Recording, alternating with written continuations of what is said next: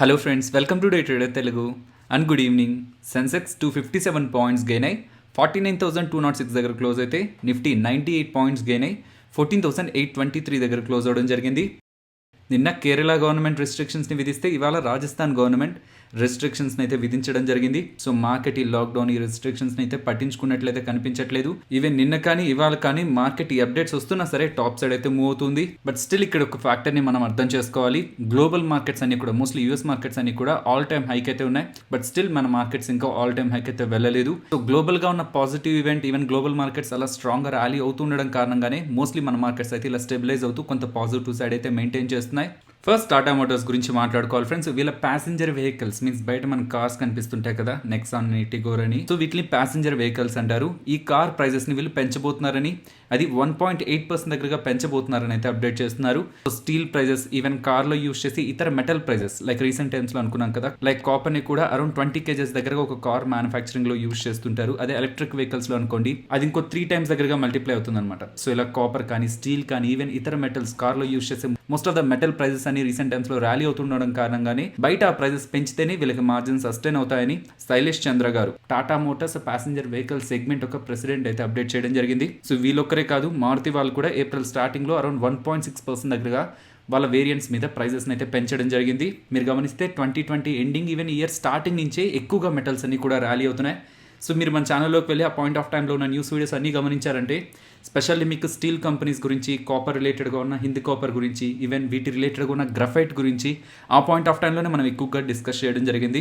Even రీసెంట్గా April 27th చేసిన వీడియోలో కూడా కాపర్ రిలేటెడ్గా ఉన్న డిమాండ్ని మీకు ఎక్స్ప్లెయిన్ చేస్తూ ఎందుకని కాపర్ రిలేటెడ్గా మనం పాజిటివ్ వ్యూని మెయింటైన్ చేయాలని కూడా వీడియోలో అయితే మాట్లాడుకున్నాం.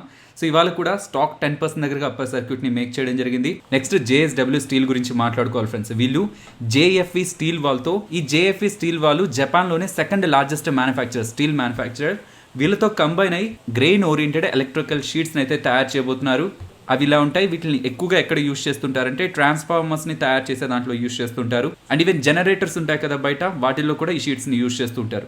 సో వీళ్ళిద్దరూ కూడా కంబైన్ అయ్యి వీటిని తయారు చేయాలనుకుంటున్నారని, దీని రిలేటెడ్గా ఒక పైలట్ ప్రాజెక్ట్ ని ప్రెజెంట్ స్టార్ట్ చేయాలనుకుంటున్నారు అన్నట్టు ఇవాళ అయితే వీళ్ళు ఒక అప్డేట్ చేయడం జరిగింది. సో ఈ అప్డేట్ ఈవెన్ మెటల్స్ లో కూడా ఉన్న స్ట్రాంగ్ పాజిటివ్ సెంటిమెంట్ తో స్టాక్ ప్రైస్ నియర్లీ 3.38% దగ్గరగా ఇంట్రాడే సెషన్స్ లో ర్యాలీ అవడం జరిగింది. నెక్స్ట్ నాల్కో అలాగే హిందాల్కో గురించి మాట్లాడుకోవాలి. ఇందాక కాపర్ గురించి మాట్లాడుకున్నప్పుడు నేను మీకు హిందీ కాపర్ గురించి చూపించాను. బట్ ప్యూర్ గా అల్యూమినియం ప్లేనే మనం చేయాలనుకుంటే నాల్కోని మనం ఫోకస్ చేయాల్సి ఉంటుంది.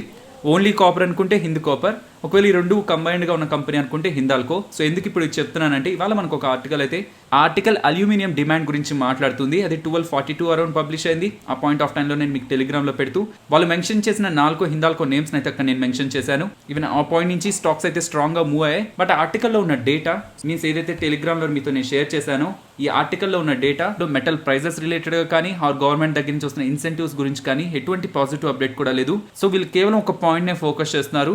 Government of India Atmanirbhar Bharat పేరుతో ఇండియాలోనే ప్రొడక్షన్ పెంచాలనుకుంటే మోస్ట్ ఆఫ్ ద మ్యానుఫ్యాక్చర్స్ని ఇండియాలోనే మీరు మ్యానుఫ్యాక్చరింగ్ చేయండి. సో దాని రిలేటెడ్గా మేము మీకు సపోర్ట్ చేస్తాం, ఇంకా PLI స్కీమ్స్ని కూడా ప్రొవైడ్ చేసి మిమ్మల్ని ఇన్సెంటివైజ్ చేద్దామని గవర్నమెంట్ ఆఫ్ ఇండియా ఆత్మనిర్భర్ భారత్ని ఇండియాలో పుష్ చేయాలనుకుంటే వాళ్ళకి అల్యూమినియం అనేది ఒక ఇంపార్టెంట్ మెటల్ అవుతుంది. బికాస్ అల్యూమినియం అనేది ఒక సెగ్మెంట్లో కాదనమాట, మోస్ట్ ఆఫ్ ద సెగ్మెంట్లో యూస్ చేస్తుంటారు. స్పెషల్లీ ఎలక్ట్రానిక్స్లో కానీ, మనం వాడే యూటెన్సిల్స్ ఉంటాయి కదా, పాత్రలు ఉంటాయి కదా, వాటిలో కానీ, డోర్స్లో కానీ, విండోస్లో కానీ, ఫుడ్ ప్యాకేజింగ్ ఇండస్ట్రీలో చూసారంటే అల్యూమినియం ఒక యూసెస్ చాలా హెవీగా ఉంటుంది. ఈవెన్ కార్స్లో కానీ, ట్రాన్స్పోర్టేషన్లో కానీ చాలా వేస్లో అల్యూమినియం యూజ్ చేస్తుంటారు. సో ఇండస్ట్రీస్ గ్రో అవ్వాలంటే ఈ అల్యూమినియం ఇంపార్టెంట్ కాబట్టి వీటి రిలేటెడ్గా బాక్సైట్ అనేది ఇంపార్టెంట్ అనమాట. సో బాక్సైట్ అనేది మనకి ఇలా కనిపిస్తుంటుంది. దీన్ని ట్రీట్మెంట్ చేస్తే ఫైనల్గా మనకు మెటల్ వస్తుంది అనమాట. సో బాక్సైట్ మీన్స్ ఇలాంటి ఓర్ నుంచి మనకి ఫస్ట్ అల్యూమినియం వస్తుంది. దాన్ని స్మెల్టింగ్ చేసి ఎలక్ట్రోలైసిస్ చేస్తే మనకి అల్యూమినియం ప్రొడ్యూస్ అవుతుంది. కాకపోతే ప్రెసెంట్ ఈ బాక్సైట్ రిలేటెడ్గా ప్రైజింగ్ అనేది MMDR వాళ్ళు డిసైడ్ చేస్తున్నారు. సో వీళ్ళు ఒక ఫిక్స్డ్ ఫార్ములాతో దీని రిలేటెడ్గా ప్రైజింగ్ అయితే డిసైడ్ చేస్తున్నారు. సో తక్కువగా ఉండడంతో ఎవరు కూడా పెద్దగా ఇంట్రెస్ట్ చూపించట్లేదు. ఈవెన్ ఈ ప్రాసెస్ చేసినా సరే వాళ్ళకి పెద్దగా లాభాలు ఉండట్లేదని, ఈ ప్రాసెస్లో ఎక్కువ మంది వెళ్ళట్లేదని. బట్ ఆత్మనిర్భర్ భారత్ని ఇంకా ఎక్కువగా పుష్ చేయాలంటే ఖచ్చితంగా ఈ ప్రైజింగ్ని మార్చాలి. అల్యూమినియం ప్రైజెస్ రిలేటెడ్గా బాక్సైట్ ప్రైజింగ్ని మార్చాలి. ప్రెసెంట్ ఉన్న ఫార్ములాని చేంజ్ చేయడానికి పాసిబిలిటీ ఉంటుందని ఆర్టికల్లో డేటా రావడంతో అది అల్యూమినియం కంపెనీస్ రిలేటెడ్గా పాజిటివ్ అయితే అయింది. నెక్స్ట్ రైల్టెల్ గురించి మాట్లాడుకోవాలి ఫ్రెండ్స్. ఇవాళ టెలిగ్రామ్లో మీకు రైల్టెల్ రిలేటెడ్గా ఒక అప్డేట్ ఉంటుంది. నియర్లీ 12 crores దగ్గరగా వీళ్ళకి ఒక ఆర్డర్ వచ్చిందని. సో కాటన్ కార్పొరేషన్ వాళ్ళ దగ్గర నుంచి వీళ్ళకి 5 years కి సంబంధించిన ఆర్డర్ ఒక వర్త్ 12 crores అని మనకి 1149 అరౌండ్ ఒక అప్డేట్ రావడంతో స్టాక్ ప్రైస్ లో పాజిటివ్ యాక్టివిటీ అయితే కనిపించింది. నెక్స్ట్ ఎస్బీఐ లైవ్ గురించి మాట్లాడుకోవాలి. నిన్న నైట్ మనకు ఒక అప్డేట్ వచ్చింది. ఎస్బీఐ లో కార్లైల్ వాళ్ళు వీళ్ళు ఒక ప్రైవేట్ ఈక్విటీ ప్లేయర్ అనమాట. వీళ్ళు ఏం చేస్తుంటారంటే కంపెనీ డెవలప్ అవుతున్న ప్రాసెస్లో స్టార్టింగ్లోనే స్టాక్ మార్కెట్లో లిస్ట్ అవ్వడం ఇంతవరకు కాదు, స్టార్టింగ్ ఫేజెస్లోనే వాటిలో పెద్ద మొత్తాల్లో ఇన్వెస్ట్మెంట్ చేసి అవి గ్రో అవుతూ ఉండగా దాంట్లోంచి వాళ్ళ వాటాని సెల్ చేసి వెళ్ళిపోతూ ఉంటారు. ఇంకొక కంపెనీని చూస్తుంటారు, గ్రో అవుతున్న కంపెనీని చూస్తూ ఉంటారు. సో వాళ్ళు ఏం చేశారంటే మార్చి 2019లో వాటా అనుకున్నారు, 9.2% దగ్గరగా వాటా అనుకున్నారు. అరౌండ్ 5445 crores దగ్గరగా పెట్టుకున్నట్టున్నారు.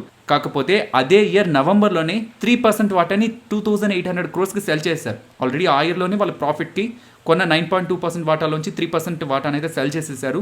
అండ్ నిన్న మనకు వచ్చిన అప్డేట్ నియర్లీ 4.1% దగ్గరగా వాటాని, అరౌండ్ 4% వాటాని ఎస్బీఐ లైఫ్లో వాళ్ళు హోల్డ్ చేసిన వాటాని అయితే ఎస్బీఐ లైఫ్లో సెల్ చేస్తున్నారని, దానికి ఫ్లోర్ ప్రైస్ 945గా ఫిక్స్ చేశారన్నట్టు అప్డేట్ అయితే రావడం జరిగింది. బట్ ఈ డీల్లో డొమెస్టిక్ ఇన్స్టిట్యూషనల్ ఇన్వెస్టర్స్ కూడా పార్టిసిపేట్ చేస్తున్నారని, మీన్స్ కార్లైల్ వాళ్ళు సెల్ చేస్తుంటే ఇంకొక పెద్ద ఇన్స్టిట్యూషనల్ ప్లేయర్స్ అందరూ కూడా బై చేయడానికి ఆ విండోలో పార్టిసిపేట్ చేస్తున్నారని కూడా అప్డేట్ రావడం జరిగింది. సో వీళ్ళు సెల్ చేద్దాం అనుకుంది 945 దగ్గర, but final price 960 to 970 in between ఈ రేంజ్లో సెటిల్ అయిందని అయితే మార్కెట్లో అప్డేట్ అయితే ఉంది. సో ఈవెన్ వీళ్ళు 945 దగ్గర సెల్ చేద్దాం అనుకున్నా ఇన్స్టిట్యూషనల్ ఇన్వెస్టర్స్ దగ్గర నుంచి బయింగ్ సపోర్ట్ కనిపించడంతో స్టాక్ ప్రైస్ మనకి ఇవాళ ఎక్కువగా అయితే ఫాలో లేదు. నెక్స్ట్ ఇవాళ బీపీసీఎల్ రిలేటెడ్ గాను, కంటైనర్ కార్పొరేషన్ రిలేటెడ్ గాను, even shipping corporation of India related గాను డిస్ఇన్వెస్ట్మెంట్ అండ్ ఈవెన్ వాళ్ళ స్టేక్ని కొనడానికి కొంతమంది రెడీగా ఉన్నారన్నట్టు అప్డేట్స్ అయితే వస్తున్నాయి. టాటా స్టీల్ గురించి మాట్లాడుకోవాలి ఫ్రెండ్స్. స్టాక్ ప్రైస్ నియర్లీ ఇవాళ 7.5% దగ్గరగా ర్యాలీ అవ్వడం జరిగింది. సో ఈవెన్ మేనేజ్మెంట్ కూడా ఎంటైర్ ఇండస్ట్రీ గురించి కొన్ని పాజిటివ్ కామెంట్స్ చేశారనమాట. కాబట్టి టాటా స్టీల్ మాత్రమే కాదు, మిగిలిన స్టీల్ కంపెనీస్, ఈవెన్ ఇతర మెటల్స్ రిలేటెడ్గా ఉన్న కంపెనీస్ కూడా ర్యాలీ అవుతున్నాయి. సో దాని గురించి మాట్లాడుకునే ముందు ప్రీవియస్గా ఎలా జరుగుతూ ఉండేదంటే కొన్నిసార్లు మెటల్ కంపెనీస్ స్ట్రాంగ్గా ర్యాలీ అవుతుంటాయి, కొన్నిసార్లు డిమాండ్ తగ్గిపోతుండేసరికి అగైన్ ఫాలో అవుతుంటాయి, ర్యాలీ అవుతుంటాయి, ఫాలో అవుతుంటాయి, ర్యాలీ అవుతుంటాయి, ఫాలో అవుతుంటాయి. సో చాలా వరకు ఒక రేంజ్లోనే ఉండిపోవడం జరిగింది. బట్ ఇప్పుడు మాత్రమే ఒక స్ట్రాంగ్ బ్రేక్అవుట్తో టాప్ సైడ్కి అయితే మూవ్ అవుతున్నాయి.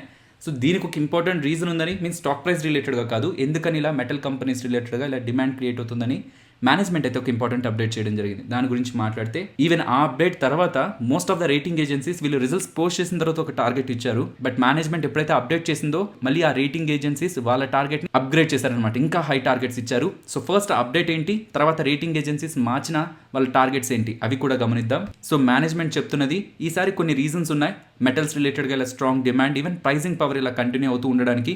సో దానికి వాళ్ళు చెప్తున్నది గ్లోబల్గా మెటల్స్ రిలేటెడ్గా సప్లై తక్కువగా ఉంది. దీనికి one of the main reason చైనాలో పొల్యూషన్ కారణంగా చైనా చాలా స్ట్రిక్ట్ మెజర్స్ తీసుకుంది. కాబట్టి లాస్ట్ 3-4 years బ్యాక్ ఉన్న స్ట్రాంగ్ ప్రొడక్షన్ అక్కడ కనిపించేదానికి పాసిబిలిటీ చాలా తక్కువగా ఉంటుంది. కాబట్టి కమింగ్ ఇయర్స్లో వాళ్ళు అక్కడ పొల్యూషన్ కంట్రోల్ మీద ఎక్కువగా ఫోకస్ చేస్తున్నారు. కాబట్టి మెటల్స్ రిలేటెడ్గా ప్రెసెంట్ ఉన్న డిమాండ్ కంటిన్యూ అవుతూ వెళ్ళడానికి, ఈవెన్ ప్రైజింగ్ రిలేటెడ్గా కూడా మెటల్ కంపెనీస్కి అడ్వాంటేజ్ ఉండడానికి పాసిబిలిటీ ఉంటుందని మేనేజ్మెంట్ అయితే అప్డేట్ చేస్తుంది. సో చైనానే ఇంపార్టెంట్ రీజన్ ఇక్కడ, బికాస్ చైనానే ఎక్కువగా మ్యానుఫ్యాక్చర్ చేస్తుంటారు, చైనానే ఎక్కువగా కన్జ్యూమ్ చేస్తుంటారు. సో వాళ్ళు మ్యానుఫ్యాక్చరింగ్ని మాత్రమే కట్ చేస్తారు, బికాస్ మ్యానుఫ్యాక్చరింగ్ వల్ల మాత్రమే, స్టీల్ ప్రొడక్షన్ వల్ల మాత్రమే వాళ్ళకి పొల్యూషన్ వస్తుంది. కన్జంప్షన్ని వాళ్ళు అలానే ఉంచారు. సో వాళ్ళకి ఇప్పుడు మెటల్స్ అవసరం, బట్ వాళ్ళు ఎక్కువగా ప్రొడ్యూస్ చేసే పరిస్థితుల్లో లేరు బికాస్ ఆఫ్ పొల్యూషన్ అని. కాబట్టి ఇది మెటల్ కంపెనీస్కి ఒక స్ట్రక్చర్ డిమాండ్ని క్రియేట్ చేసిందని మేనేజ్మెంట్ అయితే అప్డేట్ చేయడం జరిగింది. దీంతో వీళ్ళు రిజల్ట్స్ పోస్ట్ చేసిన తర్వాత most of the broking firms అన్ని కూడా ఒక టార్గెట్ ఇచ్చాయి. బట్ మేనేజ్మెంట్ ఈ అప్డేట్ చేసిన తర్వాత అగైన్ వాళ్ళ టార్గెట్ ప్రైజెస్ని రివైజ్ చేసేసారనమాట. సో ప్రీవియస్గా జెఫరీస్ వాళ్ళు 1125 రూపీస్ టార్గెట్ని ఇస్తే ఇప్పుడు 1500 రూపీస్ టార్గెట్ని ఇస్తున్నారు. నెక్స్ట్ మోర్గన్ స్టాన్లే వాళ్ళు 1000 రూపీస్ దగ్గరగా మాత్రమే టాటా స్టీల్కి టార్గెట్ని ఇస్తే రిజల్ట్స్ తర్వాత ఇప్పుడు 1630 రూపీస్ టార్గెట్ అంటున్నారు. నెక్స్ట్ జేపీ మోర్గన్ వాళ్ళు ప్రీవియస్గా 1250 అంటే ఇప్పుడు 1485 అంటున్నారు. సిఎల్ఎస్ఐ 1350 టార్గెట్ అంటుంటే ఇన్వెస్టెక్ వాళ్ళు ప్రీవియస్గా 1175 అంటే ఇప్పుడు 1850 టాటా స్టీల్ రిలేటెడ్గా టార్గెట్ అయితే మెన్షన్ చేస్తున్నారు. మోస్ట్లీ మెటల్స్ గురించి లాస్ట్ 1 or 2 months నుంచే మనకు బజ్ ఎక్కువగా క్రియేట్ అవుతుంది. కాకపోతే అసలు ర్యాలీ ఇయర్ స్టార్టింగ్లో మనకు క్రియేట్ అయ్యింది. ఆ పాయింట్ ఆఫ్ టైంలో టాటా స్టీల్ కానీ, హిందాల్కో కానీ, ఈవెన్ ఇతర metal stocks or Graphite India కానీ ఇవన్నీ కూడా లోయర్ లెవెల్స్లోనే ఉన్నాయన్నమాట. ఇప్పుడు ఇవన్నీ కూడా స్ట్రాంగ్గా ర్యాలీ అవుతున్నాయి. బట్ టాటా స్టీల్ మేనేజ్మెంట్ చెప్తున్నది ఇప్పుడనే కాదు, ఈవెన్ కమింగ్ ఇయర్స్లో కూడా డిమాండ్ ఇంకా ఇంప్రూవ్ అవడానికి పాసిబిలిటీ ఉంటుందని. నెక్స్ట్ హెచ్డిఎఫ్సి గురించి మాట్లాడుకోవాలి. వీళ్ళ రిజల్ట్స్ని అయితే పోస్ట్ చేయడం జరిగింది. ఈవెన్ 23 రూపీస్ పర్ షేర్ డివిడెండ్ని కూడా ప్రకటించారు. రిజల్ట్స్ ఎలా ఉన్నాయని మాట్లాడుకుంటే వీళ్ళ NII net interest income year on year కంపారిజన్లో 14% దగ్గరగా గ్రో అవుతుంటే వీళ్ళ నెట్ ఇన్కమ్ మీన్స్ వీళ్ళ ప్రాఫిట్స్ ఇయర్ ఆన్ ఇయర్ కంపారిజన్లో 43% దగ్గరగా గ్రో అవడం జరిగింది. వీళ్ళ అసెట్ క్వాలిటీ కూడా స్టేబుల్గా కనిపిస్తుంది. ఇలా NIM ను గమనిస్తే 3.5% దగ్గరగా కనిపిస్తుంది. సో హౌసింగ్ ఫైనాన్స్ కంపెనీస్లో మీరు నెట్ ఇంట్రెస్ట్ మార్జిన్ ఒకసారి కంపేర్ చేయండి. ఇది ఒక స్ట్రాంగ్ నెంబర్ అనమాట. ఈవెన్ డివిడెండ్గా కూడా వీళ్ళు 23 రూపీస్ పర్ షేర్ అయితే షేర్ హోల్డర్స్కి ప్రకటించడం జరిగింది. ఈవెన్ వీళ్ళు 1,25,000 crores మనీని నెక్స్ట్ 1 year టైం పీరియడ్లో రైజ్ చేయాలనుకుంటున్నట్లయితే అప్డేట్ చేస్తున్నారు.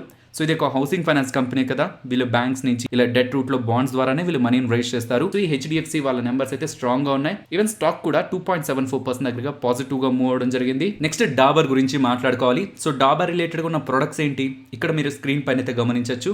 ఇప్పుడు నెంబర్స్ దగ్గరికి వెళ్దాం. వీళ్ళ revenues year on year comparison లో 25% దగ్గరగా గ్రో అయ్యాయి. ఎబిటా 25%, ఈవెన్ నెట్ ప్రాఫిట్స్ 34% దగ్గరగా గ్రో అయింది. ఈవెన్ వీళ్ళ వాల్యూమ్స్ కూడా 25.4% ఇయర్ ఆన్ ఇయర్ కంపారిజన్ లో గ్రో అయింది.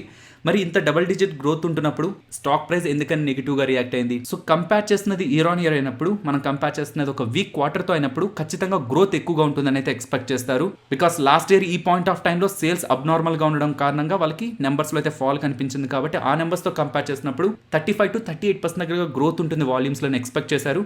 బట్ ఇక్కడ 25% రావడం అనేది మార్కెట్స్ ని డిసప్పాయింట్మెంట్ చేసిందని most of the financial platforms లో మీకు డేటా అయితే కనిపిస్తుంది. అండ్ ఈవెన్ వీళ్ళు 3 రూపీస్ పర్ షేర్ డివిడెండ్ ని కూడా ప్రకటించారు.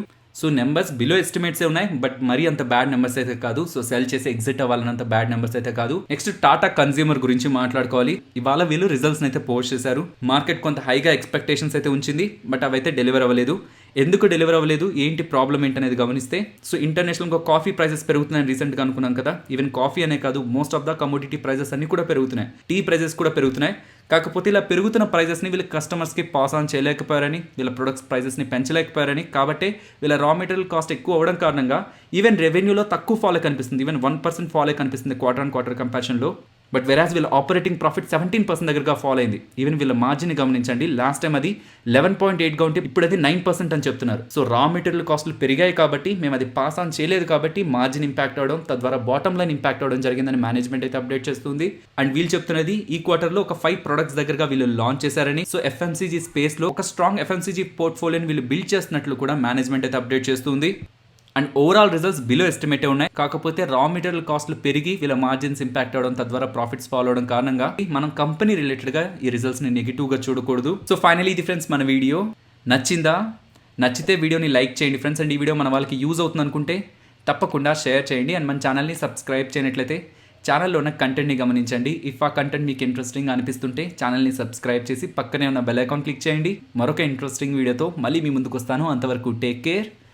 జై హింద్.